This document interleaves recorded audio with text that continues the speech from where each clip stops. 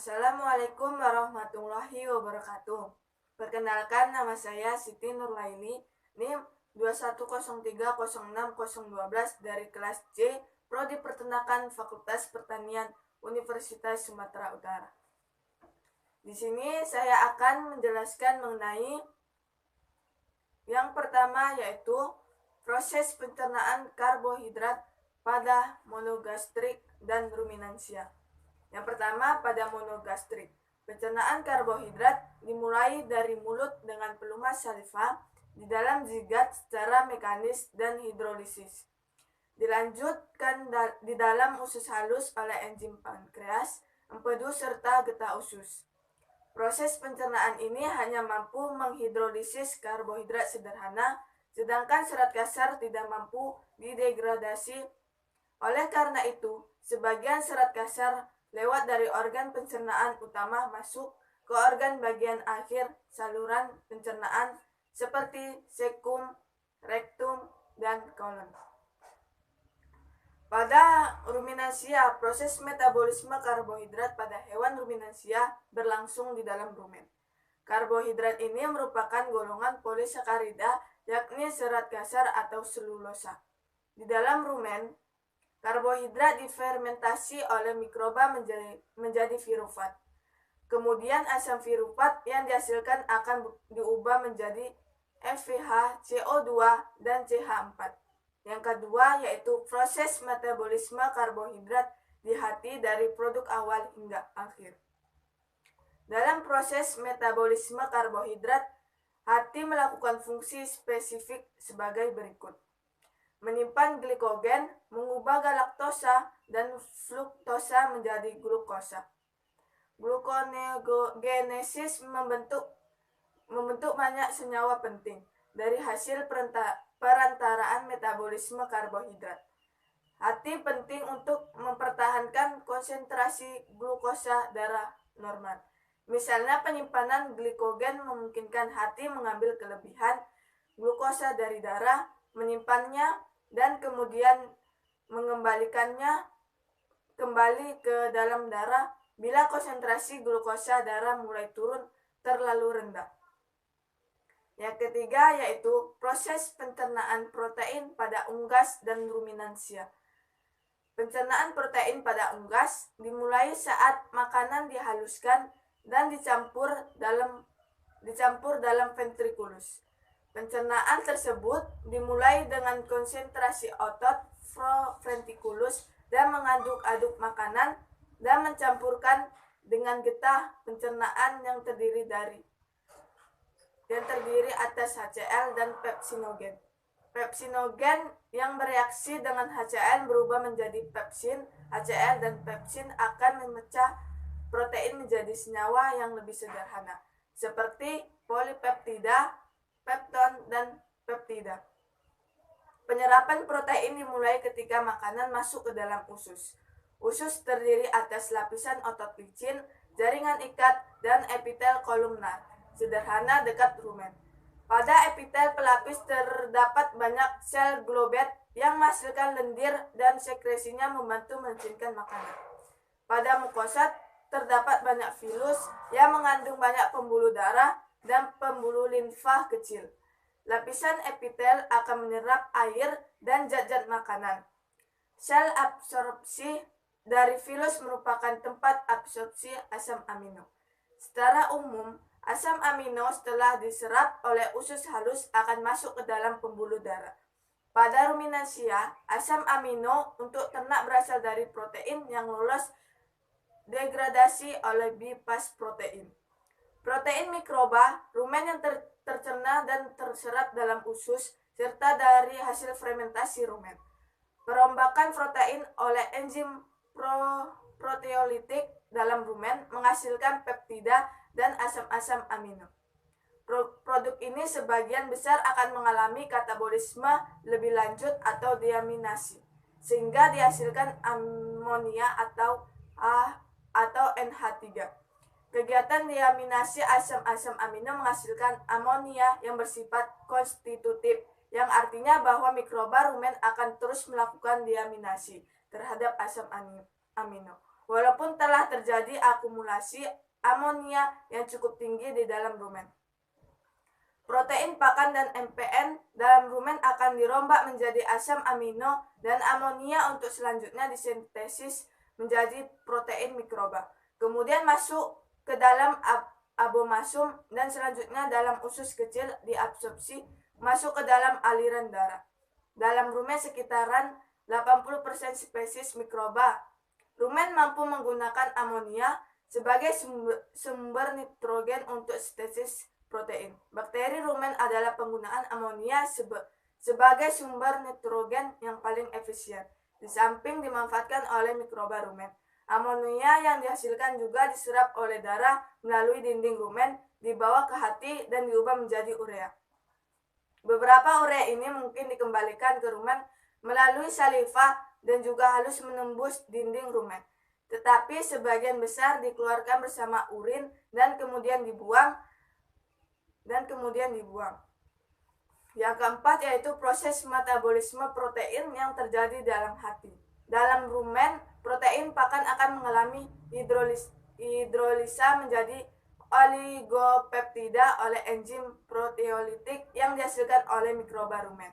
Oligopeptida selanjutnya akan diubah menghasilkan peptida dan asam amino yang bisa digunakan oleh sebagian mikroba rumen untuk pertumbuhannya, terutama oleh Bacteroides ruminicola, di mana bakteri ini mempunyai sistem transport untuk mengangkut asam amino ke dalam tubuhnya. Bacteroides ruminicola bisa menggunakan 40% peptida dalam rumen, sedangkan Butyric fibrosolvens menggunakan kurang dari 10% untuk pertumbuhannya. Karena tidak semua peptida dan asam amino yang terbentuk dalam rumen digunakan oleh mikroba, di mana sebagian akhir mengalir ke usus halus. Yang kelima yaitu proses pencernaan lemak pada monogastrik dan ruminansia. Pencernaan lemak pada ruminansia dimulai dari aktivitas mikroba. Di dalam rumen terdapat lemak pakan akan membebaskan asam-asam lemak tak jenuh untuk kemudian diubah menjadi asam lemak tak jenuh, tidak diserap rumen melainkan terus ke alat pencernaan bawah atau usus halus, di mana ia akan diserap dan menyatu dengan kilomikron.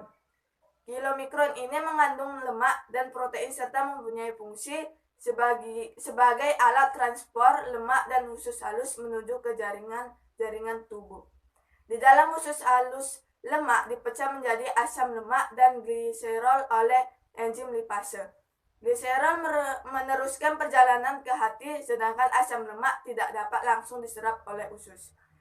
Karena zat ini tidak larut dalam air, penyerapan zat ini dipermudah oleh getah empedu yang akan mengemulsikan asam lemak menjadi suatu bentuk yang larut dalam air sehingga dapat diserap oleh sel mukosa usus halus. Lemak yang diserap masuk peredaran darah melalui vena porta ke hati melalui sistem limpatik dan ductus thoracikus. Sebagian lemak yang diserap terutama yang masuk peredaran darah melalui sistem limpatik terdapat langsung disimpan dalam jaringan.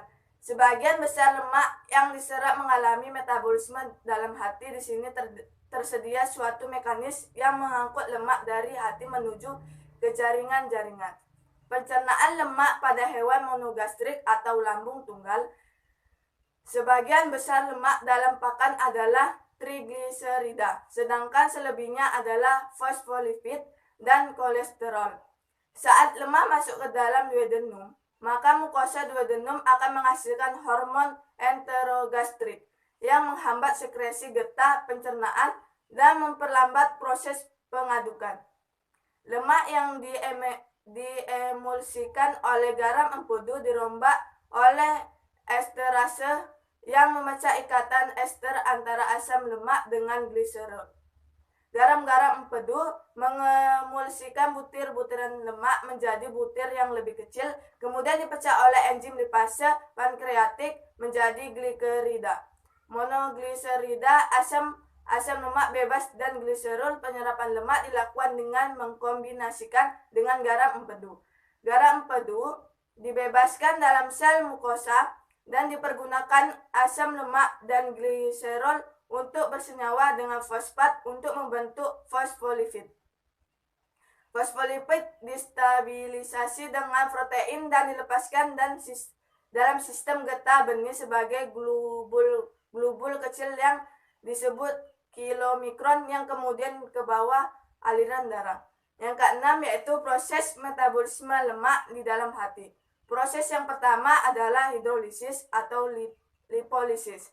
Pada proses ini lemak akan diputuskan ikatan ester, trigliserida, fosfolipid, dan glikolipid yang dilakukan oleh bakteri rumen. Pada proses ini dihasilkan asam lemak, gliserol, dan galaktosa. Hasil tersebut serap di metabolisme secara lanjut. Asam lemak tak jenuh akan dijumpai juga pada proses ini. Asam lemak tak jenuh atau linolet akan dipisahkan dari asam lemak, gliserol, dan galaktosa. Setelah dipisahkan, asam lemak jenuh tersebut akan diubah menjadi FVH. Bakteri Anaerobia lipolikal digunakan untuk hidrolisis trigliserida. Bakteri Butyrivirio fibrisolven digunakan untuk menghidrolisis fosfolipid dan glikolipid. Beberapa faktor dapat mempengaruhi proses hidrolisis pada rumen, diantaranya level lemak, pH, daniopopon bakteri rendah. Proses kedua akan hidrogenasi atau biohidrogenasi. Proses ini terjadi asam lemak tak jenuh. Hasil proses hidrolisis dalam rumen terjadi diosimerisasi dari ikatan isomerisasi menyebabkan pengurangan asam lemak tak jenuh. Biohidrogenasi menyebabkan lemak esensi rusak, namun ternak tidak mengalami defisiensi lemak esensi dapat memenuhi kebutuhan lemak. Pada ruminasia kebanyakan lipid pada ruminan masuk ke duodenum sebagai asam lemak bebas dengan kandungan asam lemak jenuh yang tinggi. Lemak akan diserap oleh duodenum asam lemak rantai pendek. Hasil hidrolisis akan diserap oleh dinding rumen. Asam lemak rantai panjang akan masuk ke dalam epitelium dan usus halus.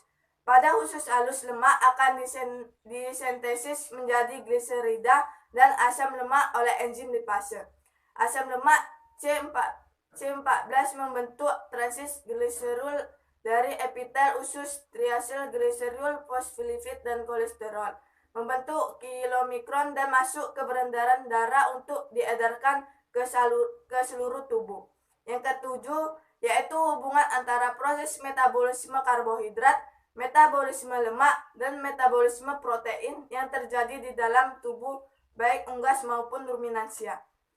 Keterkaitannya metabolisme karbohidrat dengan metabolisme lemak adalah hasil akhir pencernaan lemak akan memasuki jalur metabolisme karbohidrat. Dengan itu akan terjadi reaksi antara glukosa dan pirufat. Sementara itu, hasil akhir pencernaan lemak yang berupa asam lemak akan mengalami beta oksidasi menjadi unit-unit yang terdiri atas 2 karbon. Setiap 2 karbon akan mengikat satu molekul KOA, kemudian menjadi molekul asetil KOA yang dapat masuk ke dalam jalur metabolisme karbohidrat. Asetil KOA yang berasal dari beta oksidasi dan disintesis kembali menjadi komponen lemak. Karbohidrat pun jika berlebih akan diubah menjadi lemak yang disimpan di jaringan lemak di bawah kulit atau jaringan adiposa. Keterkaitan metabolisme karbohidrat dengan metabolisme protein akan mengalami 3 cara, yaitu yang pertama, asam amino akan diubah menjadi pirufat yang kemudian memasuki jalur metabolisme karbohidrat. Yang kedua, asam amino ketogenik diubah menjadi asetil KOA yang dapat memasuki jalur metabolisme lemak. Yang ketiga, asam amino non-glukogenik dan non-ketogenik dideaminasi dan langsung memasuki siklus Krebs. Melalui ketiga cara tersebut, akhirnya asam amino dapat menghasilkan energi dalam bentuk ATP. karbodioksida atau CO2 dan air H2O seperti halnya karbohidrat. Mungkin hanya ini yang bisa saya sampaikan, lebih kurangnya saya mohon maaf. Assalamualaikum warahmatullahi wabarakatuh.